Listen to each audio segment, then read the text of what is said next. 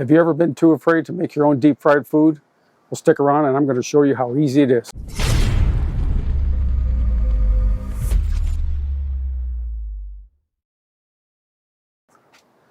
Welcome back to the channel, everybody, and I appreciate everybody that stops by and watches this video.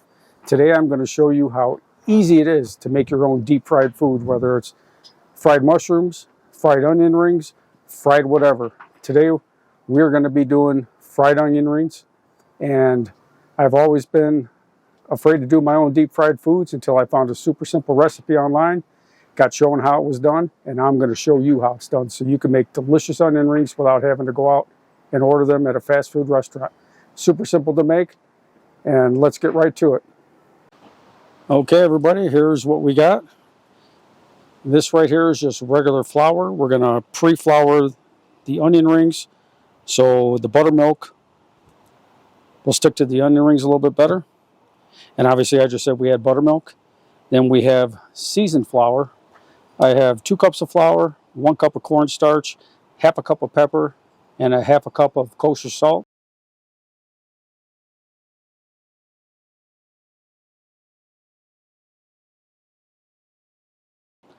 And feel free to use any type of seasoning you want. This is very, very customizable.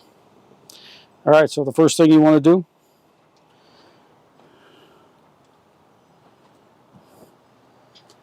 is you want to take your onion ring. We're going to get it coated in the flour here.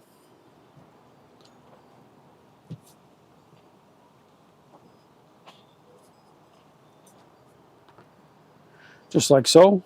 And we're going to dip it in the buttermilk. Get it all good and coated. And we're going to put it in the seasoned flour.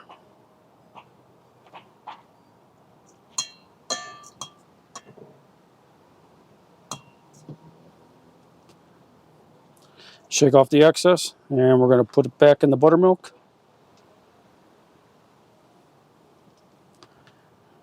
Take it out, drip off the excess, and put it back in the seasoned flour.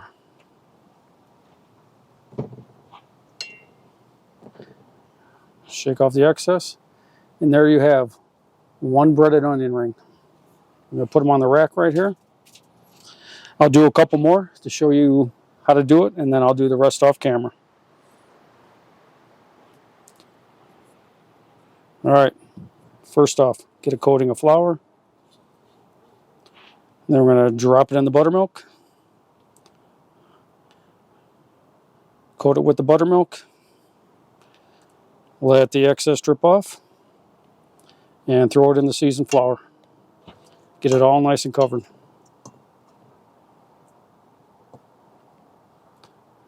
Shake off the excess.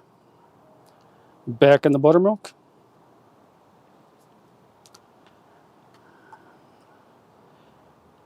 Drip off the excess. Back into the seasoned flour.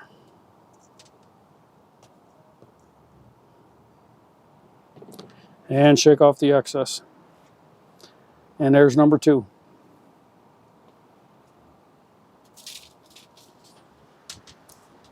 All right, one more. Coat it with regular flour. Throw it in the buttermilk. Well, you got to try to find it, obviously. Take it out of the buttermilk. Throw it in the seasoned flour. Get it coated real good.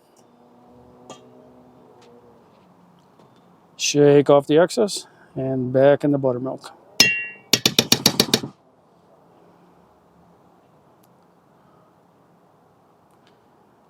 Out of the buttermilk and back in the seasoned flour one more time. And there you have it. I will do the rest off camera, and I'll bring it back when it's time to put them in the fryer.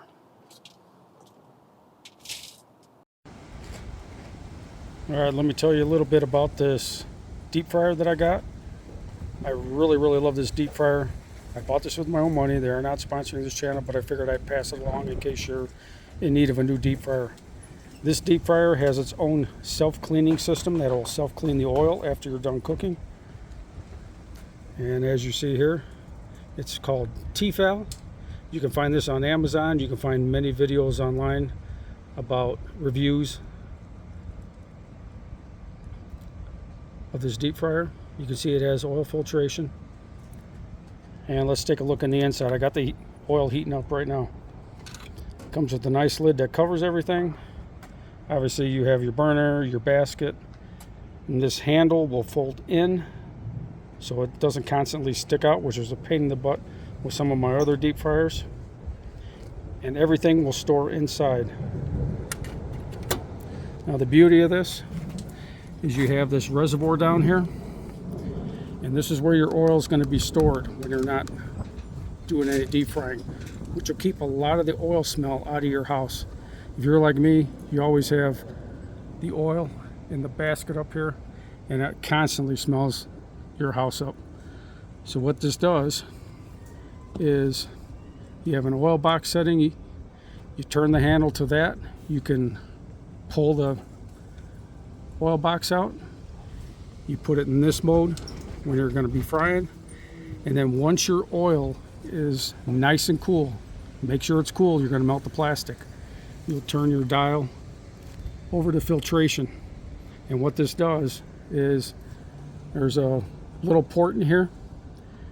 When you turn it to this, it'll drain the oil and filter it through a screen, and you will always have clean oil down here. And then all you have to do is clean out the crumbs from the basket inside. And this does lift, this whole container inside does lift out to make for easy cleaning. All right, I just thought you'd want to know if you're in the market for a new deep fryer. And I'll leave a link to the Amazon link down in the description if you're interested.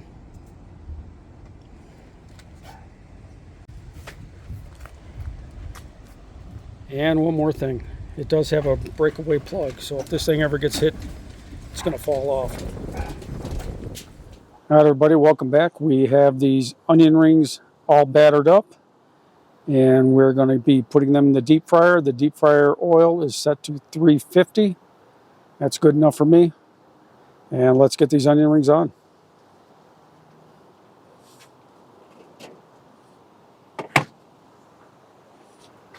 All right, I'm going to be doing these about 6 at a time so we don't drop the oil temperature down too quick. All right, down we go. And we're going to cook these until they're crispy brown. Shake them up a little bit so they don't stick.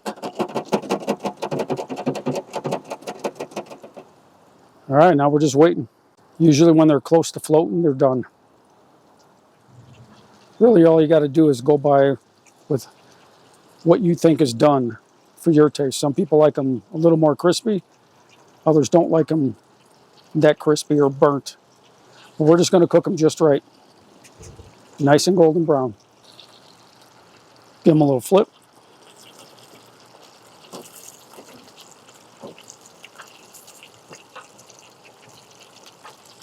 Come on, don't make it difficult.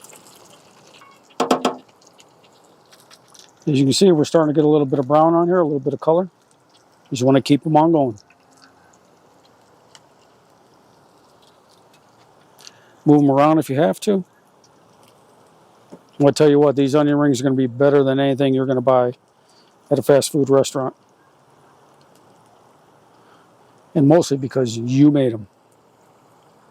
Look at that, looking pretty good.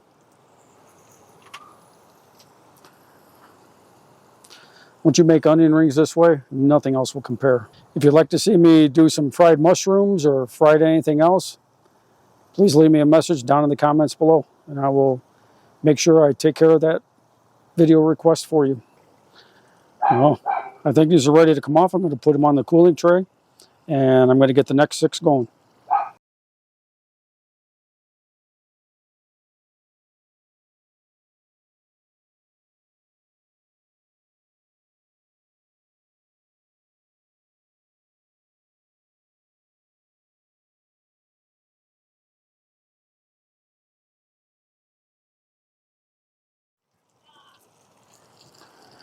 Look at that, delicious golden brown and crunchy. You can see that pepper in there. These are going to be fantastic.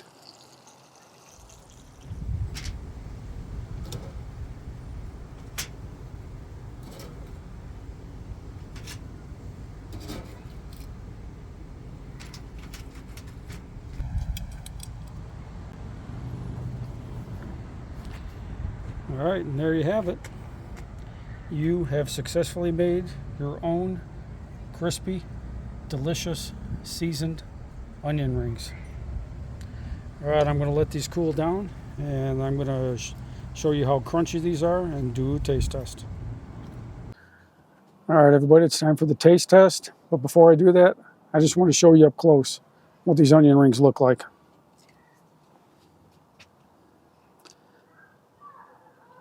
You can see the crunchy, obviously. You can definitely see the grains of pepper. What really makes this onion ring over the top is these kosher salt specks in here. It's really going to give it a lot of good flavor. All right, I'm going to sit down. I'm going to try this.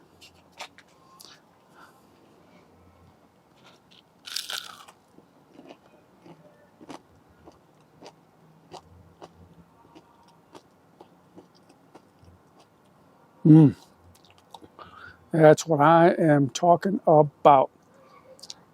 You can do this. If you've never tried it before, follow these simple steps. You can add whatever seasoning you want to. You don't have to add pepper. You don't have to add salt. You can add whatever you want, or just flour. You can also make these in a beer batter or a pancake batter. Onion rings are done many different ways. You decide the way you want to do it. Move on for another one here. Well, I hope you can hear that crunch.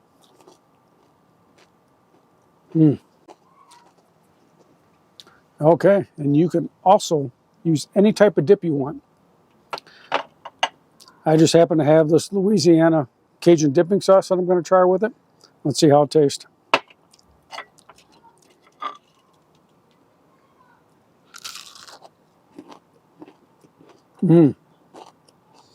What a nice flavor.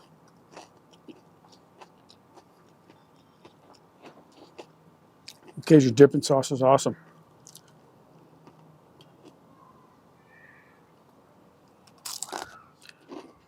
Again, there are many different sauces you can use, or no sauce at all. All right, last bite.